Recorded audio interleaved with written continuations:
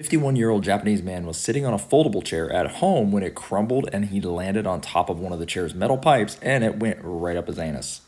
He then laid there bleeding on the bathroom floor for about an hour after being impaled by the pipe before a relative found him and called for an ambulance.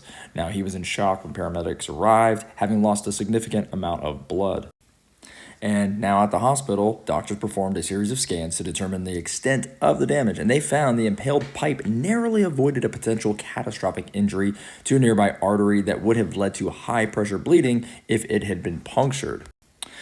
It is also worth noting that the doctors did not say if the man arrived at the hospital with the foreign object still inside of him, that they had to remove it, or if it had just come out on its own.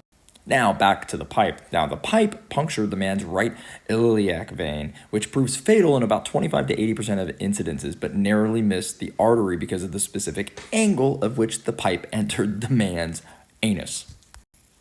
He was in the hospital for about 11 days and his condition improved, so doctors allowed him to go home. But 4 days later, his right leg began to swell to the point where he had to go back into the hospital.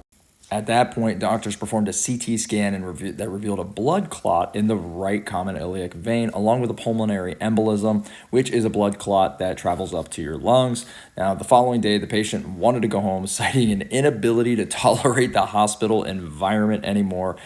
He is said to be doing better now and has regained the ability to drive.